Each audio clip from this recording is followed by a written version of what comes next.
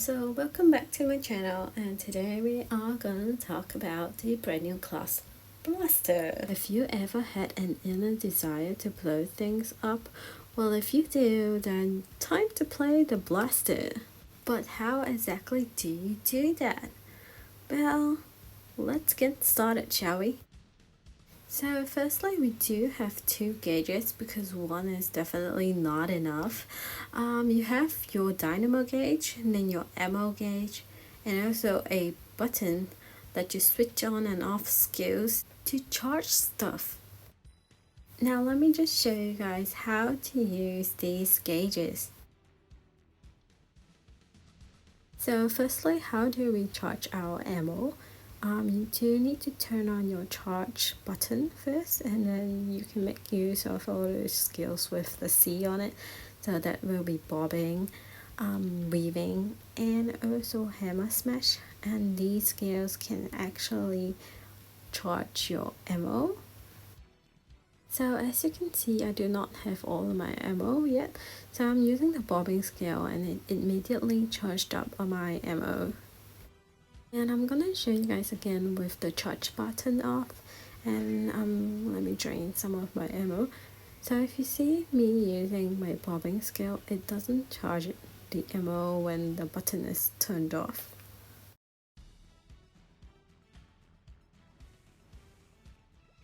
Okay, so now moving on to how to charge your dynamo gauge.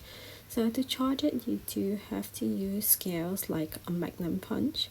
And what the Magnum punch do is it would actually trigger a revolving cannon, and revolving cannon basically consumes one of your ammo to charge your dynamo gauge. So as you can see, my dynamo gauge has already been charged up, and why you need it to be charged is because you can use this passive, which actually gives FD based on how much charges you have on your dynamo gauge.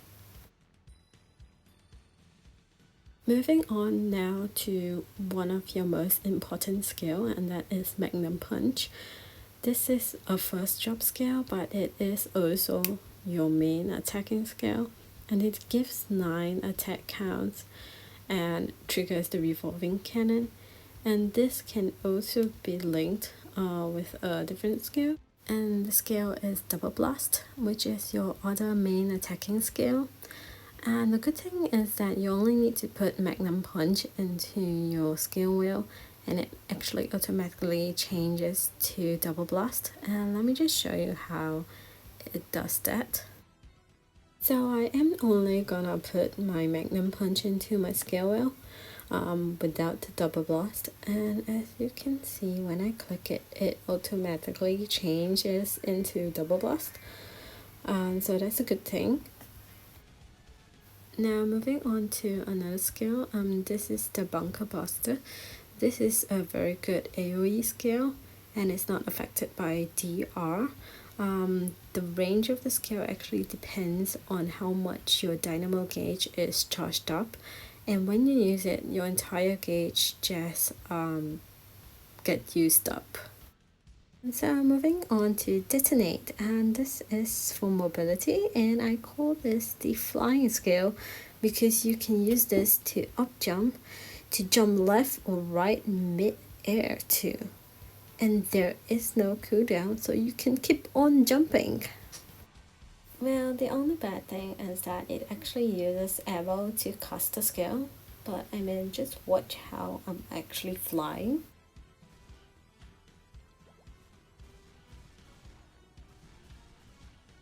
So the next skill is Blastio, and to actually trigger this passive, you do have to receive damage first, and it does last 10 seconds.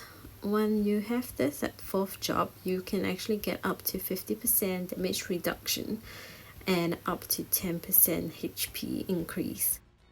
And of course, another important passive is the Revolving Cannon Mastery, and that actually gives FD based on your dynamo gauge. The next skill is Hammer Smash, and this is another charge skill, very useful for bossing because it actually summons a kind of floor debuff, and that would reduce the physical and magical damage reduction of the boss. Now to show you guys how exactly that floor debuff looks like, so as you can see, that's how it looks like. So what do you do when you can't survive in SF? You can just use Rocket Rush to body slam all the mobs away. Okay, now moving on to combo training, and this passive can only be triggered when your charge button is turned on. And what it does is that it gives FD based on the combo that you have built up. So this is how it looks like.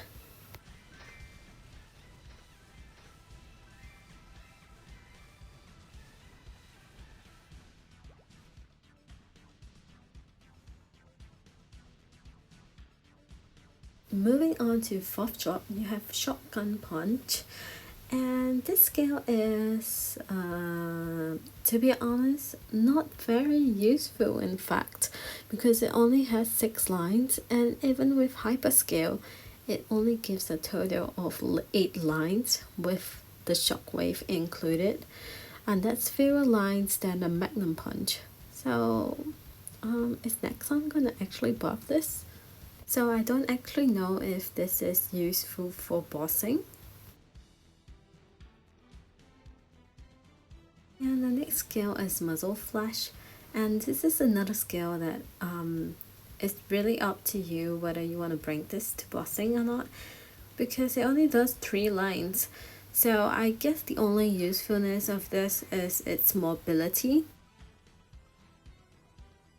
And the next skill is Revolving Blast, and this is an immobilization skill which you can use to stun bosses.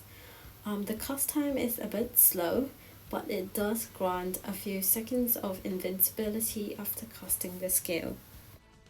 Lastly, you have Vitality Shell, and this is quite an awesome shell, I would say, because it converts your blast shell into an invincibility shell that lasts for 10 seconds. And not only that, it actually reduces the HP scale damage that you receive too. And you can actually use hyperscale to reduce the cooldown of this particular skill to 45 seconds. So for hyperscales, I would suggest the first 3 and also the very last hyperscale. So even though the Shotgun Punch is not exactly very useful, adding this hyperscale actually makes it a bit more usable. So with this, you actually do have an option to add the Shotgun Punch into your skill wheel. So this is my SF mobbing skill wheel. Even though Vitality Shield doesn't actually work during AB, I just left it in there. And also it's important to remember to put your Body Slam Rocket Rush. And this is my bossing skill wheel. And as you can see, I have more skills on this. I may not use all of them, but I've just placed them there because I think that they would be useful for a bossing situation. I do have my main attack skill in a preset. And this is the preset that I've set. So basically I only use Magnum Punch and Bobbing together. Well, if you do have your hyper scale added for your Shotgun Punch, you could possibly add Shotgun Punch into the first slot.